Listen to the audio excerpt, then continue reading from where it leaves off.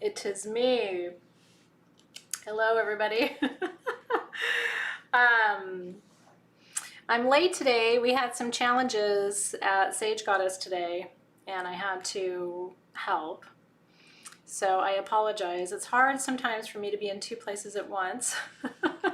It's not my superpower, but I had to help the team with some challenges they were facing. So here I am. I'm their support too. So sometimes they need me, but I am here. So I am a full 30 minutes late, which I apologize for. I think that's a record. So what I'm going to do, because we're doing readings twice this week, we're doing readings today, and then we're doing readings on Friday as well, right? Because we have class twice this week. So I'm going to add an extra 30 minutes to Friday's readings. So we're going to go from 2 to 3:30 p.m. Pacific time on Friday to give you back your half hour of readings, because I love it too. The readings are my favorite part of the work that we do. I truly think so much transformation happens here, and not just for the person I'm reading for, but for the people who are listening. You know, every reading is for you, whether I say your name or not. So anyway, thank you. Sometimes it's challenging to have a team of people working with you, and especially when you're not there. So I had needed to be Mama Bear at Sage Goddess today for a little while, but I'm here now, and so let's go. So the fun news is, there's always fun news. I'm gonna burn a little sage for us, if I could find a lighter.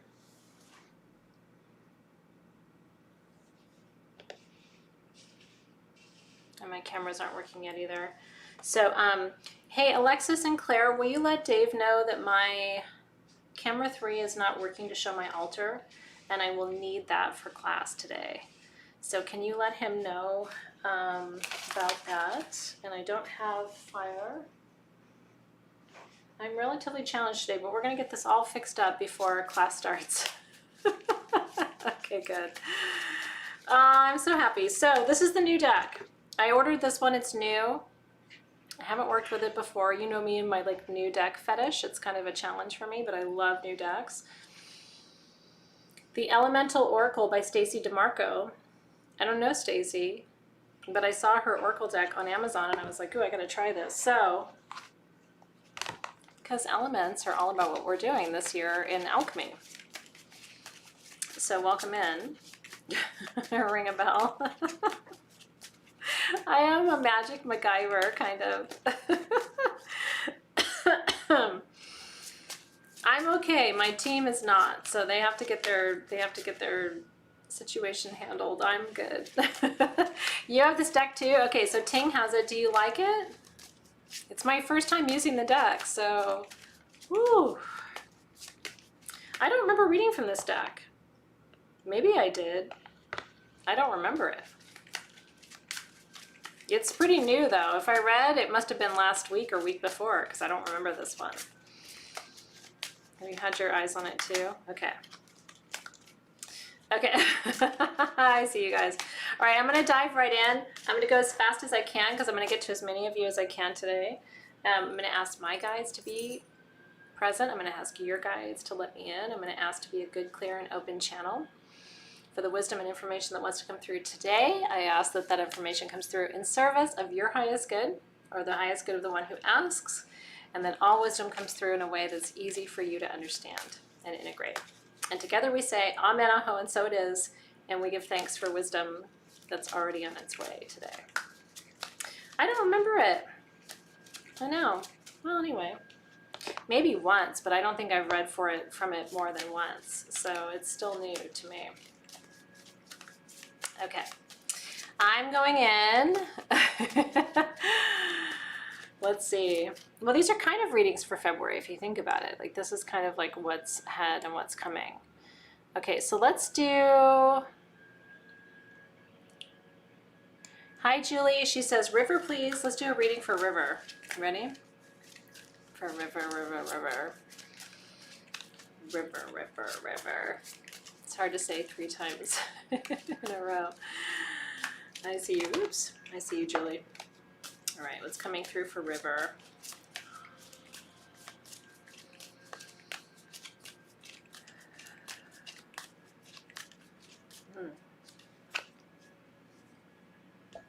What a place to begin. The North. Direction of expansion, which the North always is. Whenever I think of the North, I always think of, and forgive my voice today, it might happen in Journey too. My voice is kind of crackly, and I don't know why. I've been talking a lot over the last couple of days. There's nothing wrong with me, but it's been super windy here in LA, and I think I'm having allergies. So if you hear my voice go in and out, I don't want you to worry, but I've been drinking a lot of water because we're not very, there's no humidity right now here in LA because it's been so windy. So this is card number 1, and it says, North is one of the cardinal directions, and in witchcraft, one of the guardian directions. North has been associated with ice and snow and considered to be the coldest of the directions, right? There's always been a certain romanticism about going north. It has connotations around finding your true essence or your pathway, which is all about calcination in the phase of alchemy that we're in right now. It can even be a referral to finding a person who gives our life meaning. Finding our true north indicates we found profoundly right path. People may call upon the guardians of the North or the Northern as a way of unlocking the protective energies of the portal of that element. Now, she calls it the element of air. Of course, in my tradition, we call North the element of earth. So, isn't that an interesting one for today? So for River, what I'm getting as an intuitive message for you is finding North. Do you feel disoriented? Here's what I'm getting. A little bit of needing to reorient yourself to the directions. What's up, what's down, what's left, what's right. Sometimes we have to reorient, is what the guides are saying. So take this as an opportunity. It's almost like it's like a reintroduction to the elements. And it's a reminder, you don't have to always locate the elements where you have located them in the past. In other words, and this is what the guides are saying for you, River. Just because the North has been in the North and the South has been in the South and East and West does not mean you have to associate them with the same energies today if you're being guided in a new direction. Where are you finding your guidance and direction today? Feels like a very big question, doesn't it? It's a great one, isn't it? I agree with Carson. Carson said it's a beautiful card to start off with, isn't it? It's kind of like gives us a little pathway forward. Woo! All right, Amy Ave says, Athena, I'm new to all of this, would love a reading. And that's a perfect time to connect in. So Barbara, this deck is the Elemental Oracle by Stacey DeMarco. And it's new-ish to me, so I'm still finding my way through it. All right, Amy, this is for you. Hi, Amy. Amy.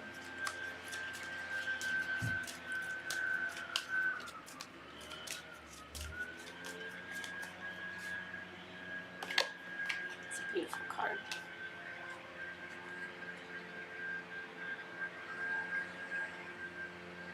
It's the Passion card, the Soul.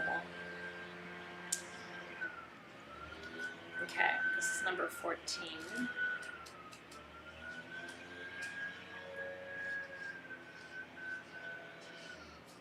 So here's what it says, Amy, and then I'll tell you what the guides are saying. And it's great to be reading for you today. The idea that passion lives within your heart or your soul is both an ancient and common one. To put your heart into an activity means to dedicate yourself completely or make a great effort, and to live your passion means your soul is expressing itself through someone or something. The Greek word charisma means gift of grace. In ancient Greek, it meant literally a gift that shines through.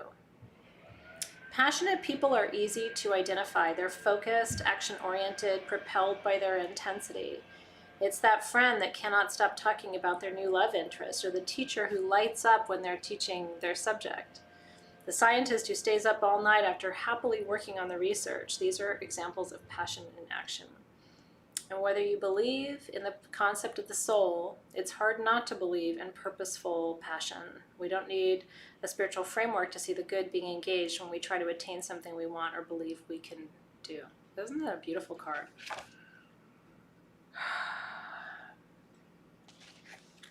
Amy, I think you pulled this card for a lot of us.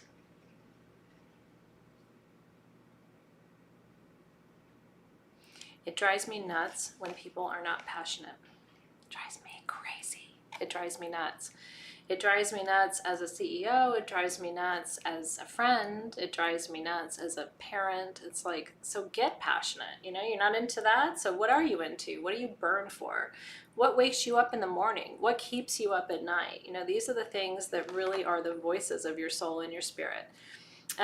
What I'm hearing from your guides, Amy, is that you're figuring this out right now. Is that true? Are you figuring out what turns you on? And it's such a big deal, because what turns us on is ultimately our gift that we're here to bring to other people. So you have to sort it out, and you have to be intense about it. You have to burn for it. That's what passion is. It teaches you how to kindle that fire in your lower chakras to get the energy going that you'll need to bring this dream or this idea to fruition. It's time to get turned on. Right? And in the West, we think of being turned on as like a sexual thing, but it's not. It's an energy thing. Right? It's an energy thing. I don't need you. I mean, in our lives, we have intensity and passion at different times for different things. And it's not always going to be about sex or desire or like, you know, physical stuff. But you should still be turned on well into the later part of your life when it comes to your passion and your purpose, what you're here for, right? That should still light your fire. Yeah. Okay. Sylvie Brewster, being called to you. Hi, Sylvie. What are you painting these days, cutie pie? Sylvie's an incredible artist in our community, like a painter, proper painter. That is not my gift. So people like Sylvie blow my mind because she's just so good at it. She's so good at it. So Sylvie, what are you painting? What are you creating?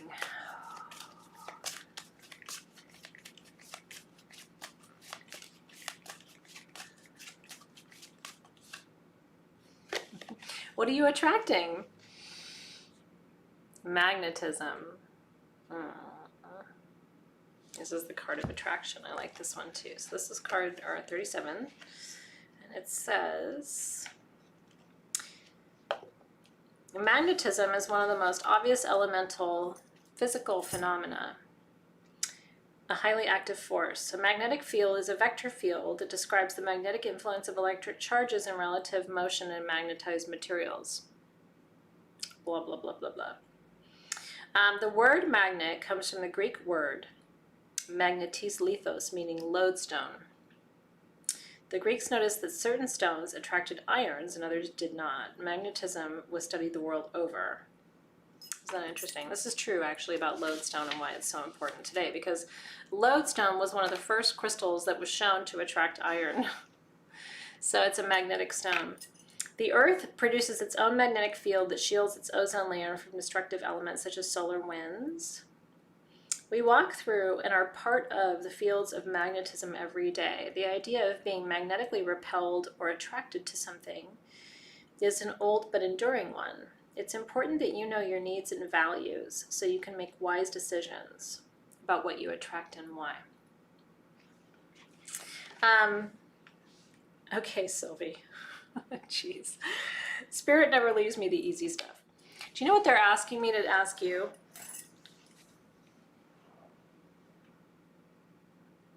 for your art, Sylvie, what is the ultimate goal? In other words, if you were going to achieve your ultimate goal for your art right now, what would that be? I'm not a painter, so I don't know exactly, but like, would it be, like, do you want to be displayed in a gallery? Maybe that's it? Or do you want your art to be on people's products? Could be. A friend of mine's a painter, Kelly Berkey, and she did that. So she ended up getting her art onto other people's products. I don't know if that's what you want. The guides are saying just to think about it. You could create art that would reach the masses. So what would that look like for you? And do you want that?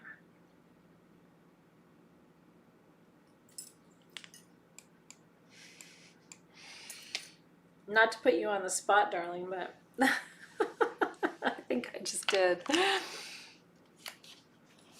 It's really nice to ask yourself what the top floor is, okay? Like, if all your dreams came true, every single one of them, top floor, where would you be, right? So for Sylvie as an artist, what's the top floor?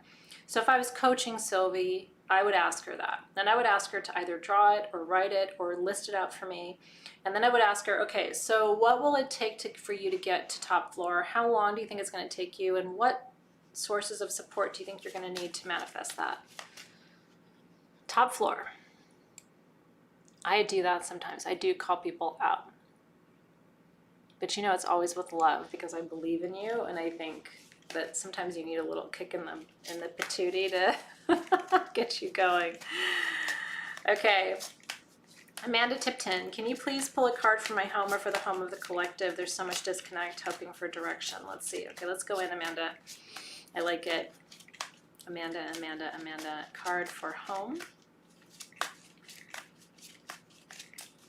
And you're open to it being for the collective too, which I love. Amanda.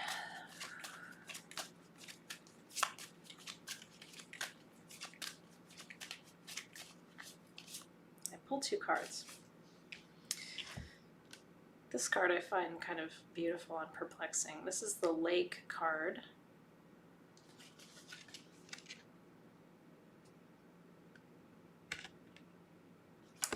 And this is the Desert card. Number 13 and 31. They're the inverse of each number, or of each other in the numbers. So 13, Desert, says, the thing you must notice in a desert is the simplicity of the landscape, the sparseness of plant life, the lack of ground cover, and the exposure of the topsoil which leads to sand.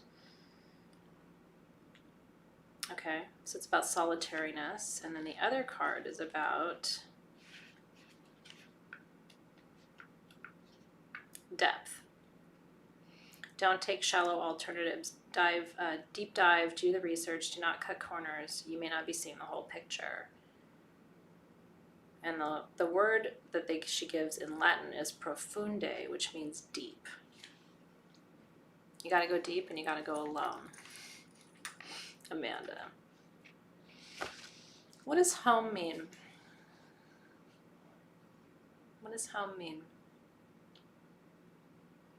Really think about it. Home, you know, for me, I'll tell you, home has taken on a different definition.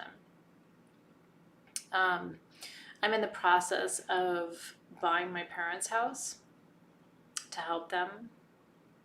And it's an interesting thing to be a grown child and to be buying your childhood home. Because what you realize is, I mean, at least for me, I become home. You know, it's not just going to be this place where my parents are or where, you know, it's going to be my place. All of the places I've lived will be places that I live now. And there's something about that, it doesn't rest in somebody else's hands. I think when we're young, we think of home as being where we're safe or where our parents are, where there's somebody who's going to protect us and things like that. And as we get older, we realize we're the ones who are going to create that for ourselves. We're the ones who are going to protect ourselves and keep ourselves safe and provide for ourselves, right? It's the ultimate growing up. So I think home for us becomes a place within instead of a place without. It isn't a place that we're going to go and find where everything is going to be fixed and reconciled and tied up in a bow. It becomes a place inside that we create for ourselves and becoming home. And learning to find peace in that rather than sadness. Because for some people, when they realize whoever they are and wherever they are, that's home, that becomes sad for them because they like this idea that there's some other place with these older people who are still looking out for them. And when they realize that they're it, I don't know if that makes sense. Yeah. So how can you become home for you? So this year I'm becoming home for myself, and it's both sad and also really liberating because I no longer look at people or a place or anything else and feel like, oh, that's home, but it's not where I am. I finally, for the first time, look outside and go, home is wherever I am. So if I'm here, this is home, wee, and if I'm over there, that's home, wee. But that's a paradigm shift. And it's interesting because tonight's journey, actually, the question I'm asking you, and I'll be telling you about this in about 5 or 10 minutes, tonight's journey in Soul Shift is about asking you, who is the rightful ruler of your life?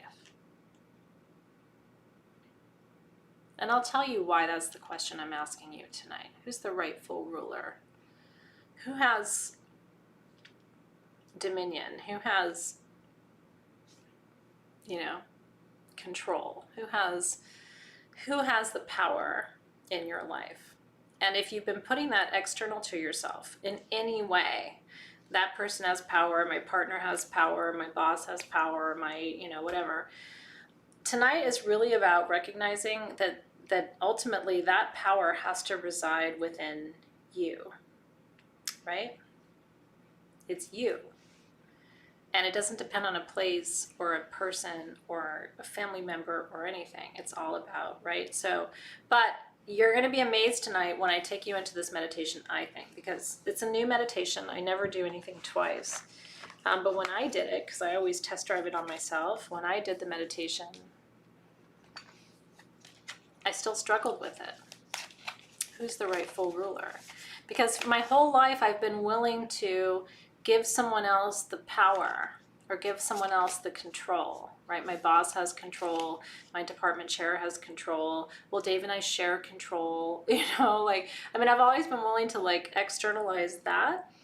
And the more I tune into this process for tonight, you have to claim that right, that sovereignty for you to begin this process accurately. So I think this is a really important card for the collective for tonight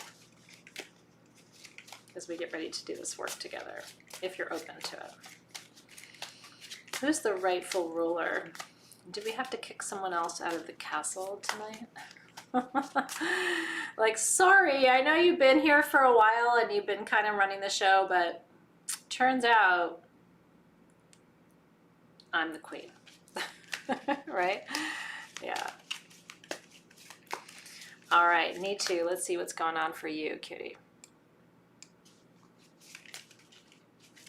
Me too, me too, me too.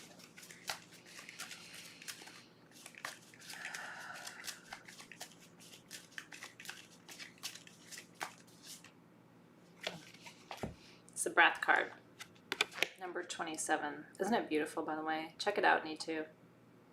Look at the anatomical heart. And look at her. Right? The breath of life. Focus on your breath. Certain physical and spiritual pathways have always had a potent effect on the power of breath. Breathing through the nose, using the diaphragm, using your body's muscles. The emotion of fear or feeling stress often sends hormones into the body that speed up breathing, right? Or shock will cause you to hold your breath, right? If you realize this is a behavior you regularly do, try to be mindful and relax. Stop and take a deeper and slower mindful breath, which will give you more action and flow. This is also about what the spirit guides are saying for you is the need to bring more air element energy into your field right now. Remember everything I've taught you about the breath, right? The breath stimulates the vagus nerve, right, which is double the exhale of the inhale. So if you inhale for 2 breaths, you exhale for 4. Right, and if you inhale for 4, you exhale for 8.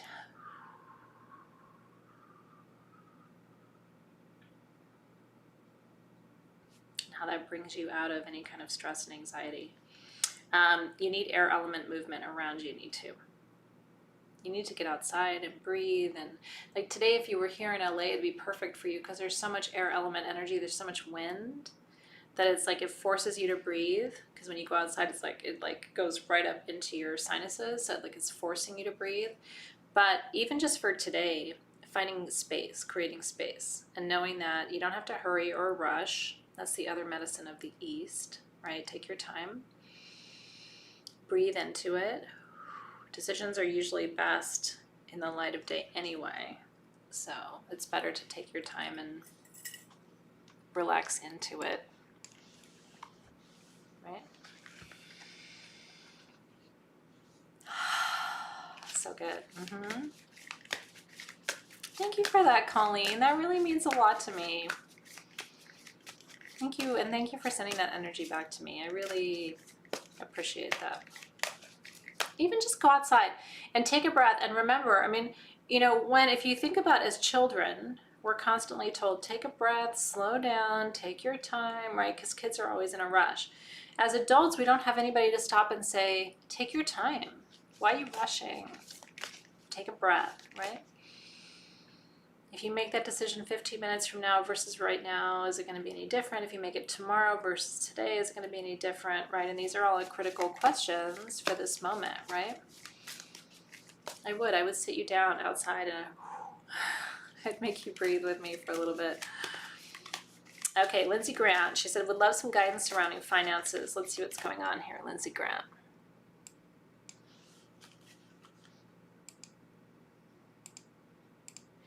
I know, I miss Tucson too. I saw that it snowed yesterday. I miss you, Tucson. Lindsay.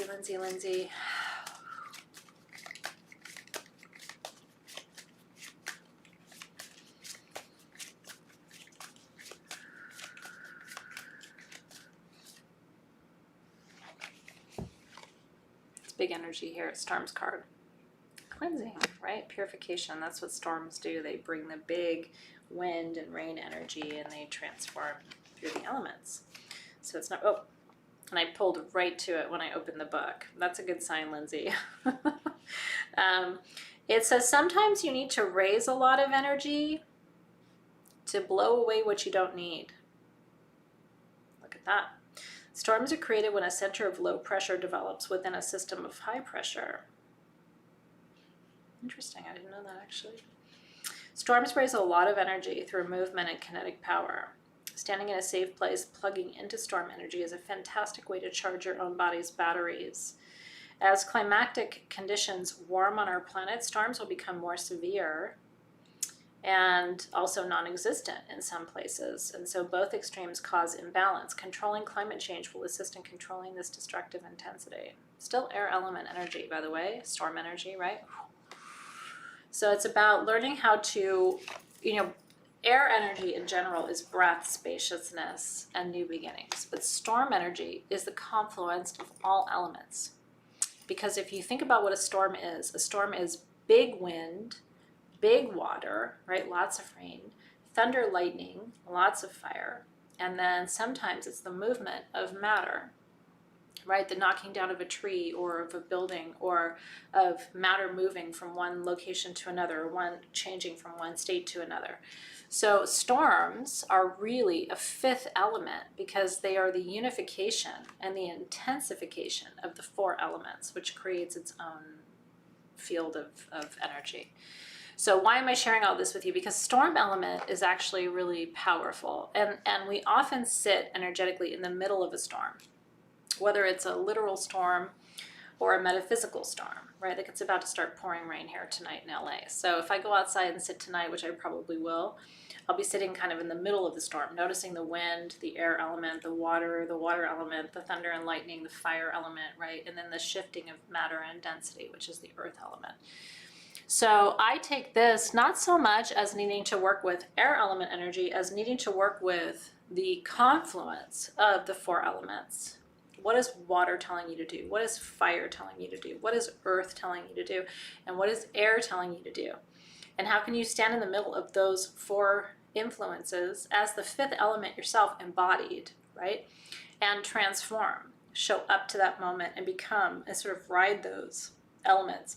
One of my favorite teachers, I've lost touch with, which makes me really sad. I hope she's okay. I actually reached out to her again this year and I haven't heard from her, but I think she's off email and everything. I think she's off the grid because nobody I know has heard from her. But we all think she's alive. But anyway, her favorite story or her favorite metaphor was she would call herself an energy jockey. And she said, if you're going to be a powerful person, you have to learn how to ride energy like a jockey. You got to learn how to get on your energy horse and ride it. You know, like control it. Learn how to alchemize it, right? So that it works for you rather than you working for it. So whenever I think of storm element energy, I think of her. Okay, I'm going to do one more individual reading and then I'm going to do a collective reading and then I'm going to sign off because we have class at 4 and then I'll be with you for readings for a full hour and a half on Friday to make up for our late start today. But like, how do you write it? You know what I mean? And it's like, that puts you in the power position, right? You're not being, the elements are not writing you, you're writing them. You're not writing that wind. That wind, or that wind isn't writing you, you're writing it. So how do you change that relationship? Become a jockey. That's right, like Elsa in Frozen 2, which I totally think is awesome. Okay.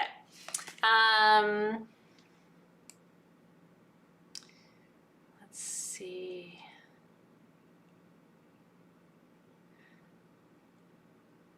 Okay. Estefania Monsalve. I would really appreciate a reading regarding my next step. Am I making the right decision in trusting?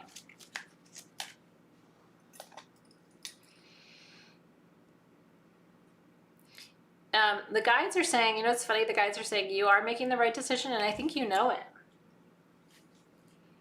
Feels right to you, doesn't it, Estefania? Yeah, it is the right decision that you're making and trusting. Let me see what the cards say too. Is it Estefania or Estefania? Estefania.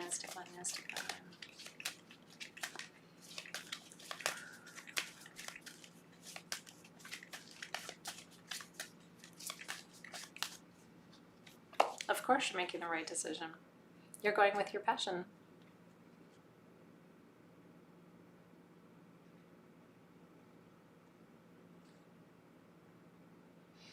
I think the biggest sadness in a human life is when people get to the end of it.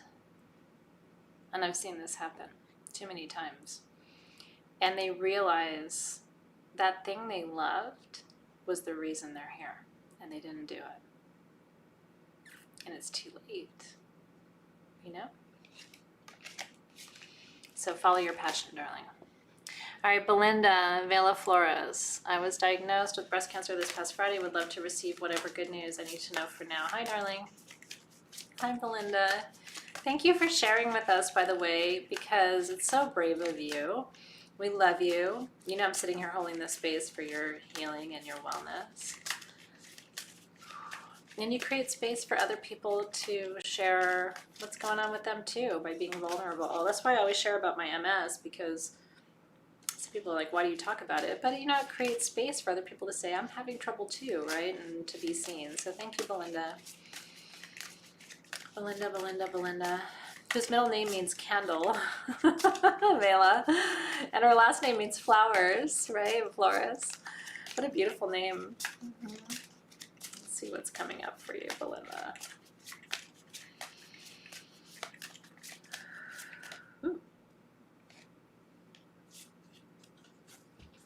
It jumped out of the deck, Belinda. It's the wind. Look at that.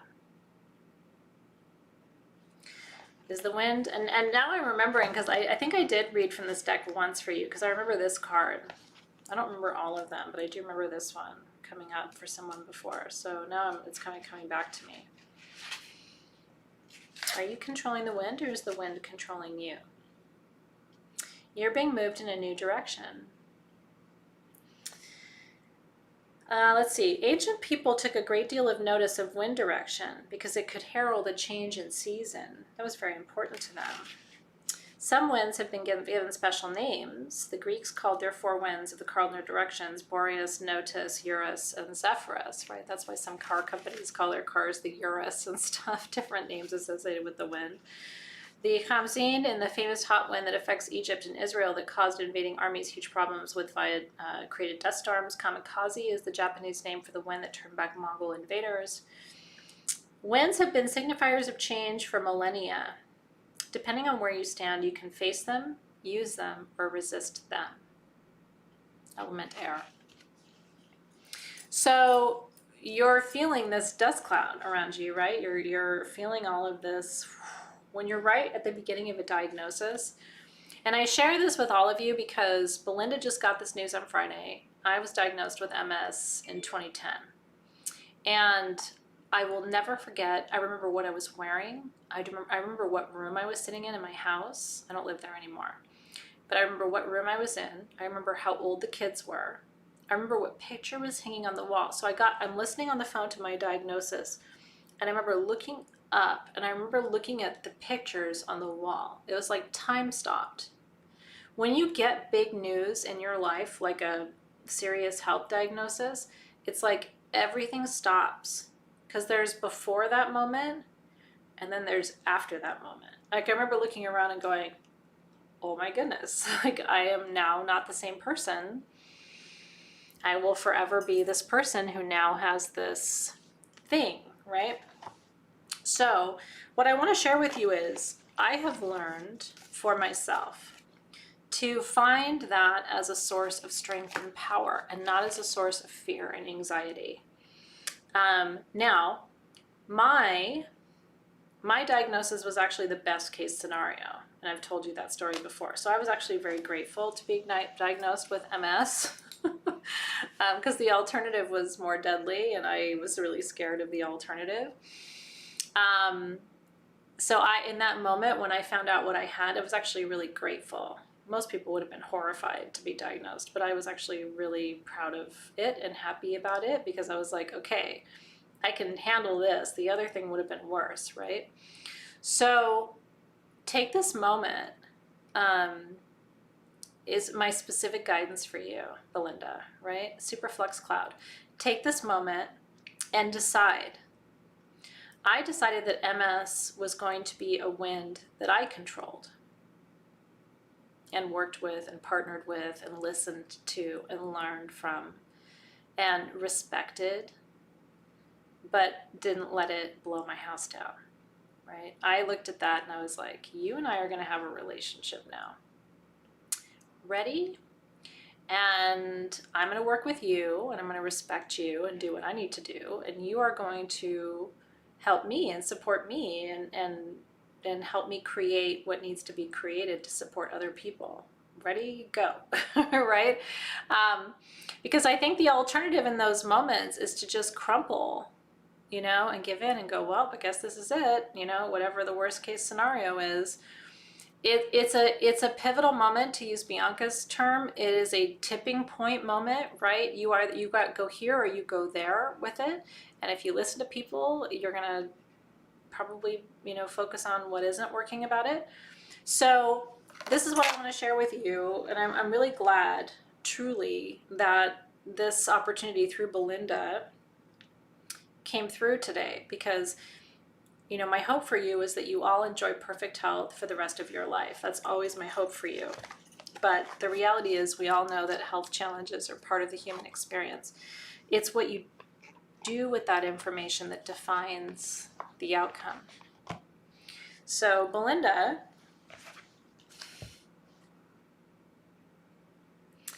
I'm going to call in, if you don't mind, your guides and your guardians and your ancestors and all of your ascended masters and teachers and higher self, wisdom keepers, across all dimensions and spheres of reality, all dimensions of awareness, from the 3rd to the 12th. And I'm going to ask them to be more present with you in the coming days, weeks, and months, to show you the path forward and how you might not only be able to work with this new information that you learned on Friday to bring greater health to you, but how you also might work with this new information that you discovered to bring health and comfort and peace and faith to other people too. And may you be personally healthy and well and strong, and experience the softest, easiest possible manifestation of this information that you've received. May your body just respond in a glorious way as its strong and powerful self, so that you just become a beacon of hope and healing and possibility for others. And if you can stay in that place of faith, which I will tell you, it might sound crazy, but I live there. You know what I mean? I believe in the best possible outcome for myself. And my doctors have said consistently that that's part of the recipe for success, is that I just don't believe anything else is possible. So I see you, Belinda. And if you ever need a reminder, just raise your hand and go, I need a reminder. And maybe sometimes I'll raise my hand to you and say, I need a reminder. But we've all gotten these weird notifications from the universe, and now we get to decide how we incorporate that wisdom. But I honestly feel sincerely, Belinda, that you will have an easy path. The pendulum's going crazy saying yes. Will Belinda have an easy path?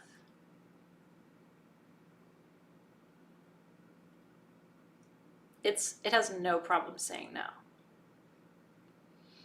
So I hope this is giving you a lot of hope today. I really do, because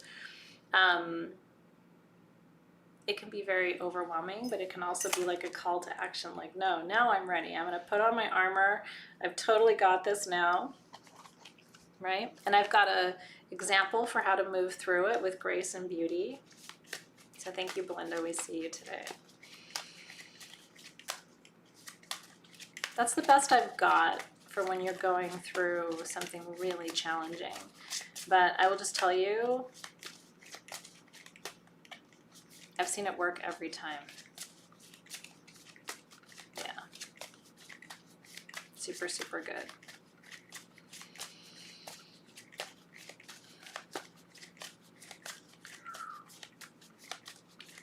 I love it. See, her guides told her this was going to be a year of transformation. Mm-hmm. And tonight's journey is going to take you now down into what's the core essence of it that you need to work with, which will teach you, Belinda, what you can let go of, right?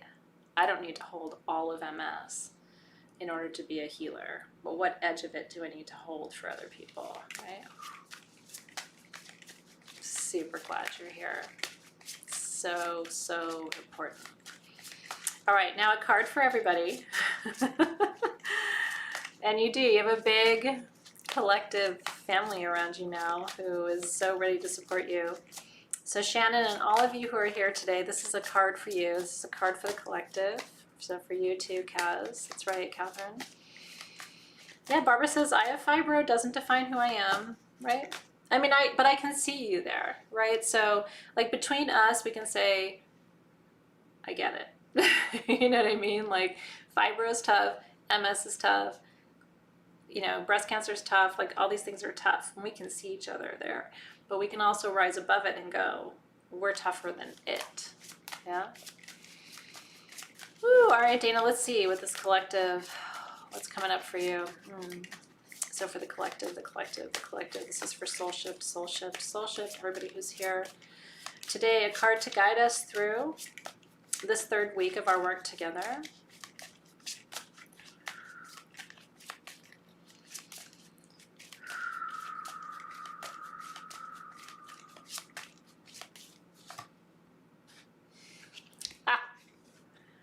Ha!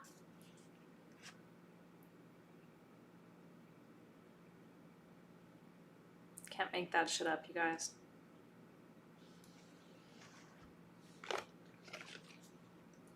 Ha!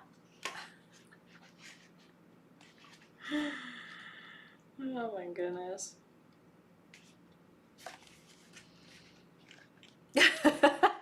Right?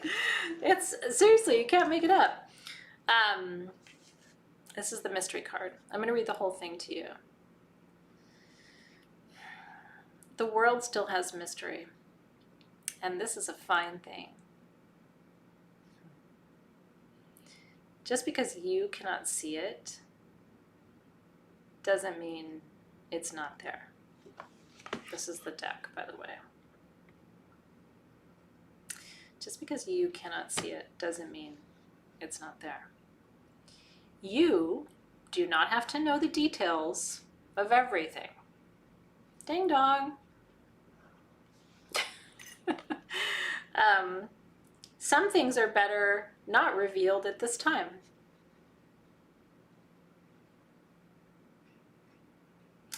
Imagine an elemental force that makes up possibly 85% of the universe that you can't see and remains elusive, but you know it's there.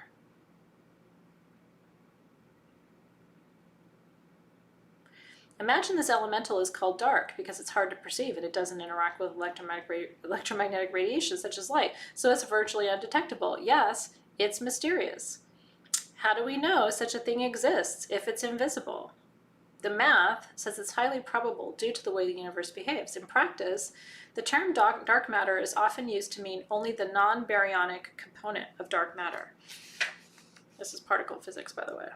We still don't know what dark matter is made of. Although there are many theories, scientists have managed to categorize dark matter by cold, warm, and hot, terms that refer to velocity rather than temperature. Dark matter is the subject of a huge amount of study, and for now, we know we have a mysterious force that holds the universe together, which is a fantastic concept and one that invites the idea of the unknowable into the frame. Science does not know everything.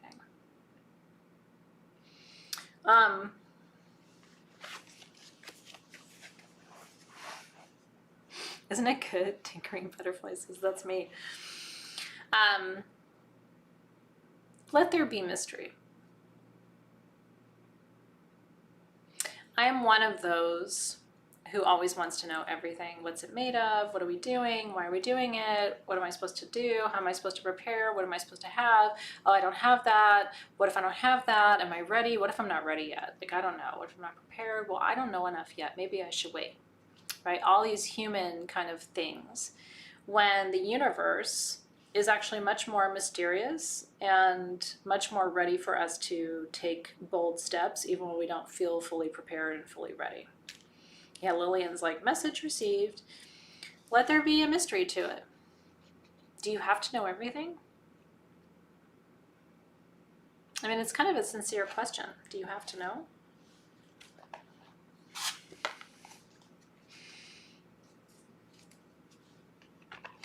I mean, the funny part of it is when you work with plant medicine, for example, you don't have to ask that question anymore because the answer is you can't know everything. It's not happening for you as a human. That's what ayahuasca would say. That's what mushrooms would tell you. That's what the plant teachers tell us, right? There's no way you can know everything. Why are you even trying, right? Because to know everything makes you not human. To be human means you can't possibly hold it. Your brain can't hold it because we don't know how to access all parts of our brain, although we're going to talk about that tonight. I'm going to help you tonight drop into a deeper level of conscious awareness from beta to alpha state, which we have not done in a meditation before, and that's why tonight's a little bit different. And I'm going to be doing this with you every session 3 of Soul Shift. So one of the main differences you're going to notice between tonight's journey and every other journey we've done in Sage Goddess for the past 9 years that I've been teaching online classes, I've never consciously dropped us to alpha state before we started. And so for those of you who are like, I can't feel anything, I can't see anything, I can't sense anything, I've been working with 2 teachers this year on specific techniques to help you drop into alpha before we begin. So I'm going to teach you those practices tonight. And so tonight is really new. Even if you've been in Soul Shift for the whole time, even if you've been in sabbatical since the beginning, this still is not information that I've shared with you because I've been spending this last year figuring out how to translate it for you. So get ready, because tonight is about really not just knowing there's a mystery, and there's a mystery for a reason, and as a human you're not going to have all the answers and like kind of get over it, but accept it at the same time. Tonight isn't just knowing that on an intellectual level, tonight is embodying that on a physical level, right? Yeah, if you're ready for a deeper meditation, tonight's it. Now, what you're going to notice, the other part of what you're going to notice tonight, I'm going to try to turn my camera because I just want to show you the altar. So I apologize in advance because I don't have my other camera. The other thing you're going to notice tonight, because I'm going to take you deeper in and drop you from beta to alpha. Some of you may go from beta to alpha to theta, and I'll teach you the different states tonight. I'm also going to be doing more work to bring you back, because a deeper meditation means a deeper return. So I'm going to take you in a little bit further tonight. I'm going to have to pull you out a little bit further. If you have garnet with you, that would be great.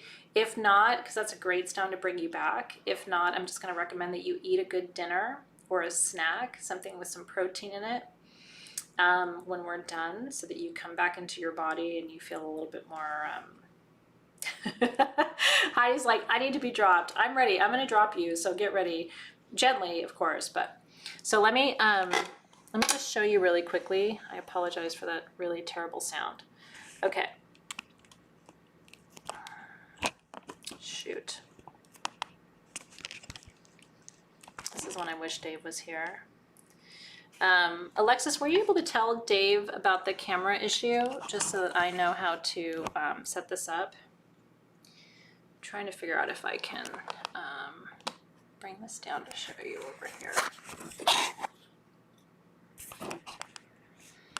I have trouble seeing your comments, Alexis, when I'm live, so I may not be able to see if you're responding to me. Sorry, guys. Let me see what I can do, and I'll have Dave fix this for class. Because it's kind of a shit show right now, but whatever, go with it. Okay. This is the my Soul Shift altar for 2021.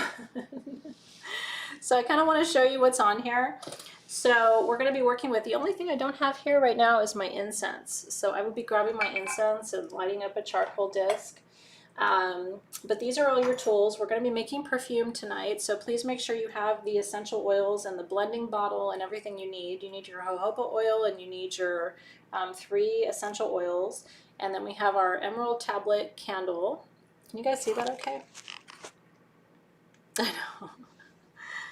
Yeah, I have a hard time seeing Alexis's comments, so anyway, if you commented, Alexis, I can't see you, but if you wouldn't mind letting Dave know, I would appreciate it, because I'm trying to like move all this stuff out of the way. But this is the most important thing you need to see. So you need to have your candle, an incense burner, your incense if you want to burn that with me tonight, the 3 essential oils, the blending bottle, and the carrier oil. And then we have our elixir if you want to work with that. I have my bell. And then the incense blend too. Substitutions for spikenard.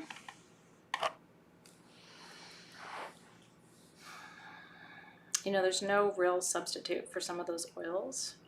Is Dave being a poop? She told him and he said, too bad? Really?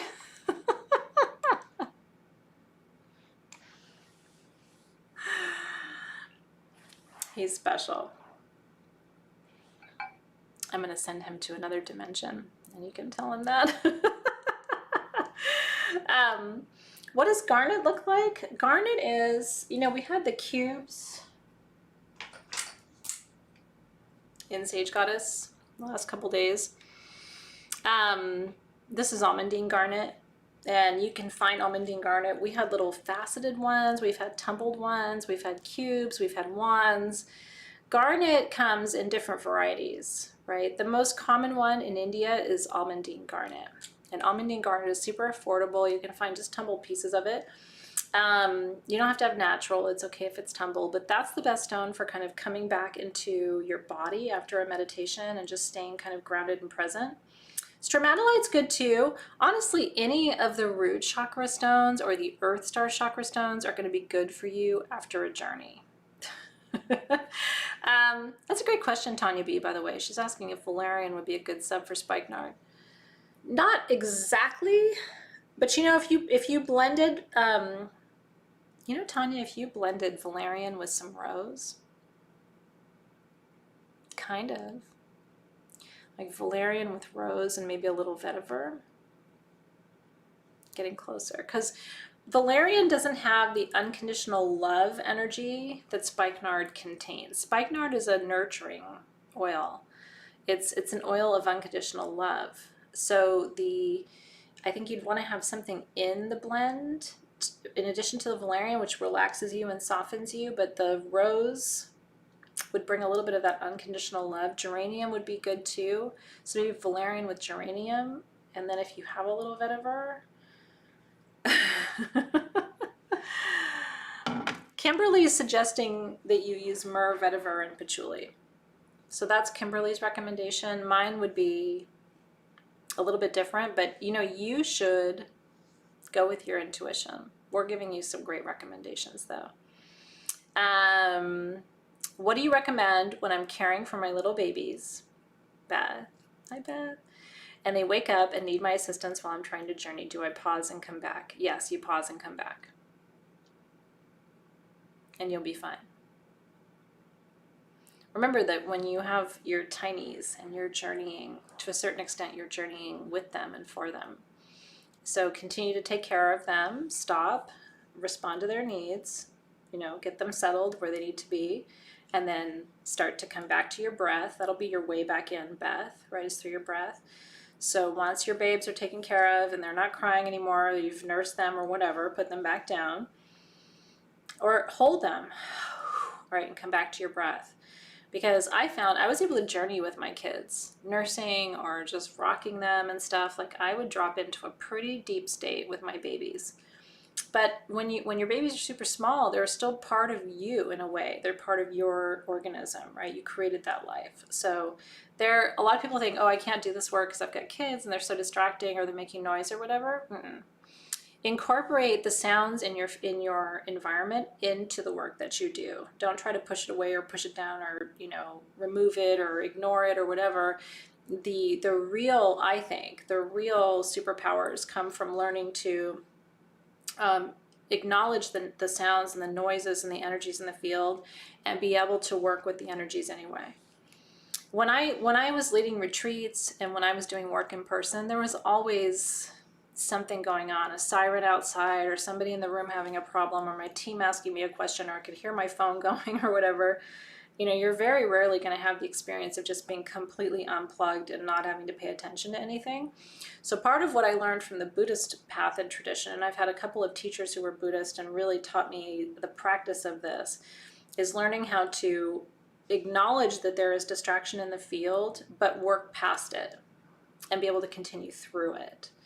So, and I think your littles came through knowing that you were going to include them in this practice too. So I love that so much. Yeah. They're here to teach you, right? That's why when my kids interrupt me during the day, it's like, you know what? They're not really interrupting. You know what I mean? Like I probably need a break. And so they're coming and asking me something and I could look at it and get all irritated and go, oh, but I'm busy or whatever. Or I could look at it and say, I probably need to pause and take a break.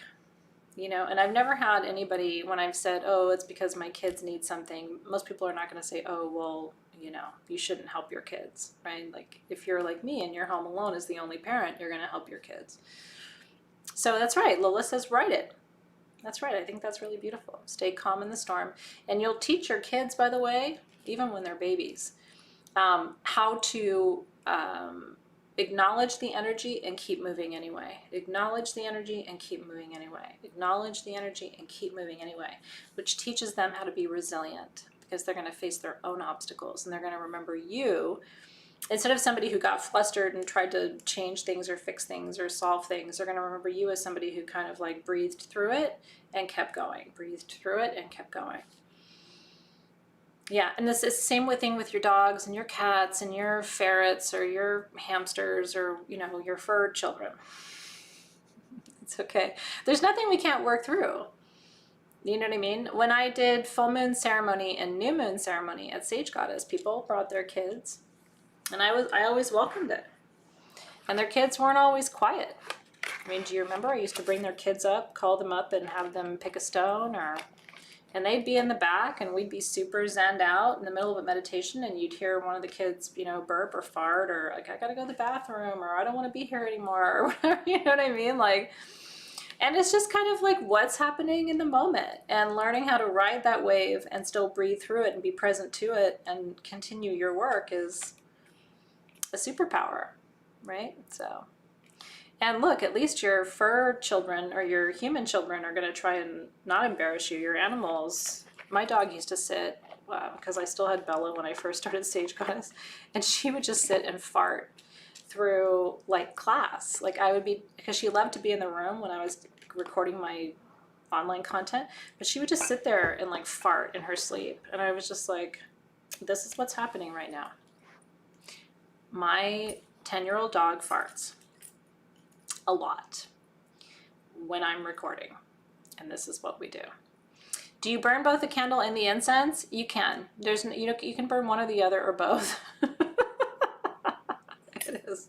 Life continues, and it makes you human and fun and relatable, and so anyway. I don't have Bella anymore, so she's not going to fart through class tonight. But who knows? My kids could come in and do it for you, and then you'll have to deal with that.